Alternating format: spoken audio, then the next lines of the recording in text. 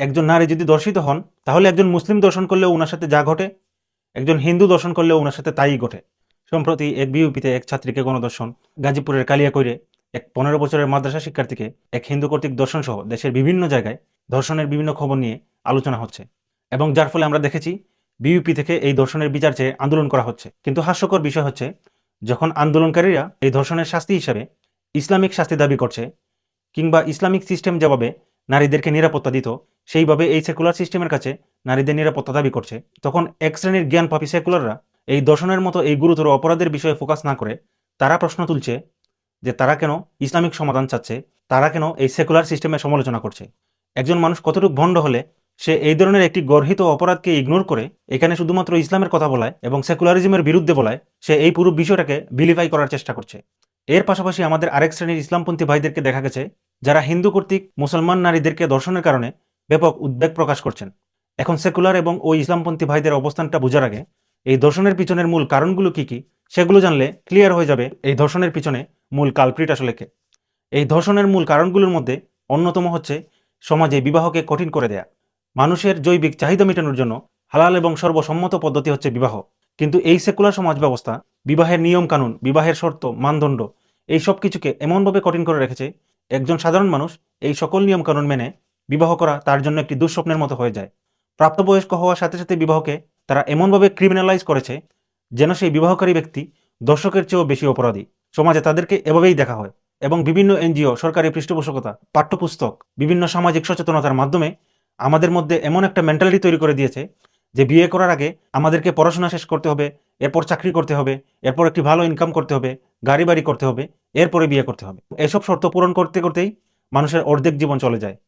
কিন্তু মানুষের সেই সহজাত প্রবৃত্তি নিশ্চয়ই এসব নিয়ম কানুন বোঝে না, তাই স্বাভাবিকভাবেই মানুষ তার সেই জৈবিক চাহিদা হালালভাবে মেটাতে না পেরে সে জিনা কিংবা ধর্ষণের দিকে যেতে উদ্বুদ্ধ হয়। দ্বিতীয় যে কারণ, ভোগবাদী ধ্যান ধারণা প্রমোট করা।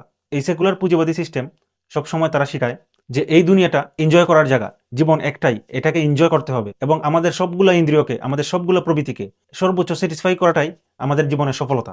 যে তার সবগুলো ইন্দ্রিয়কে যত বেশি স্যাটিসফাই করতে পারে সেই সবচেয়ে বেশি সফল।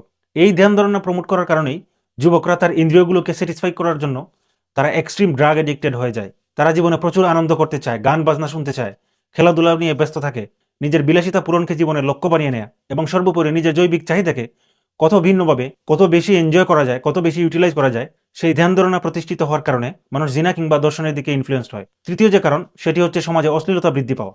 এই সেকুলার সিস্টেম প্রগতিশীলতা, শিল্পচর্চা, পোশাকের স্বাধীনতা, শরীরের স্বাধীনতা এগুলোর নামে নাটক, সিনেমা, টেলিফিল্ম, ওয়েব সিরিজ এসবের মাধ্যমে ব্যাপকভাবে নগ্নতা এবং অশ্লীলতা প্রমোট করে। তাই স্বাভাবিকভাবেই এসব ব্যাপক নগ্নতা এবং অশ্লীলতা মানুষদেরকে এই জিনা এবং দর্শনের দিকে নিয়ে যায়। কারণ মানুষের এই জৈবিক চাহিদার ইনস্টিং হচ্ছে এমন একটি ইনস্টিং যেটি কোনো কিছু ছাড়া এমনি এমনি ট্রিগার্ড হয় না। এই অশ্লীলতা কিংবা বিপরীত লিঙ্গের প্রতি আকর্ষণ থেকেই এটি ট্রিগার্ড হয়। কারণ আমাদের জৈবিক চাহিদার যে ইনস্টিং, এটি আমাদের খাবারের মতো কোনো ইনস্টিং নয়। যেমন আমরা চোখে খাবার না দেখলেও অটোমেটিকলি আমাদের খিদে লাগে, কিন্তু এই জৈবিক চাহিদার যে ইনস্টিং, সেটি কোনো কিছু দেখা কিংবা চিন্তা করার সাথেই জাগ্রত হয়, এটি এমনি এমনি জাগ্রত হয় না। তাই সমাজে যখন ব্যাপকভাবে অশ্লীলতা ছড়িয়ে পড়ে তখন স্বাভাবিকভাবেই এটি মানুষকে জিনার দিকে দাবিত করে। চতুর্থ যে কারণ, সেটি হচ্ছে ধর্মীয় মূল্যবোধের অভাব। এই সেকুলার সিস্টেম দিন দিন ধর্মের সাথে মানুষের সম্পর্ককে ডিসকানেক্ট করে দিচ্ছে।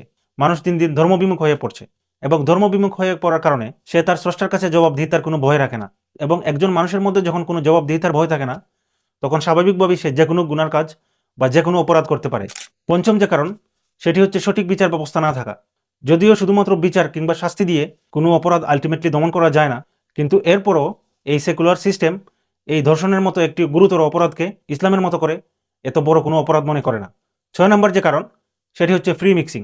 এই সেকুলার সিস্টেম সহশিক্ষার নামে ছেলে মেয়েদেরকে একসাথে স্কুল, কলেজ, ইউনিভার্সিটি সহ সব জায়গায় ফ্রি মিক্সিংকে প্রমোট করে, যার ফলে প্রাপ্তবয়স্ক ছেলে মেয়েরা একে অন্যের সাথে ক্লোজ কন্ট্যাক্টে আসার কারণে তার ইনস্টিং ব্যাপকভাবে ট্রিগার্ড হয়, যেজন্য অনেকেই এসব ডেসপারেশনের কারণে এই ধরনের মারাত্মক অপরাধের দিকে চলে যায়। তো আমরা যদি এই কারণগুলোর দিকে একটু লক্ষ্য করি, তাহলে দেখব এই সবগুলো কারণের পিছনেই একটি আদর্শ বা একটি সিস্টেম জড়িত। এখন আসুন যে ভাইরা হিন্দুরা মুসলিম মেয়েদেরকে দর্শন করার কারণে যারা উদ্বেগ প্রকাশ করছেন তাদের বিষয়ে। আমাদেরকে বুঝতে হবে, একজন নারী যদি দর্শিত হন তাহলে একজন মুসলিম দর্শন করলেও ওনার সাথে যা ঘটে, একজন হিন্দু দর্শন করলেও ওনার সাথে তাই ঘটে। এখানে শুধুমাত্র ধর্মীয় পরিচয় ভিন্ন হওয়ার কারণে অপরাধের মধ্যে কোনো তারতম্য ঘটে না। এজন্য ইসলামেও শাস্তি দেওয়ার ক্ষেত্রে অপরাধীর অপরাধ কি সেটাই দেখে, তার ধর্ম কি সেটা দেখে না। তাই আমাদেরকে শুধু কারো ধর্মের পরিচয় সামনে এনে সেই পুরো ধর্মকেই ভিলেন না বানিয়ে আমাদেরকে ভিলেন বানাতে হবে যে অরিজিনালি ভিলেন। তাই আপনারা চিন্তা করুন দর্শনের এই কারণগুলোকে কোন সিস্টেম পৃষ্ঠপোষকতা করে, কোন সিস্টেমের কারণে এই কারণগুলো দিন দিন ব্যাপক হারে বাড়ছে।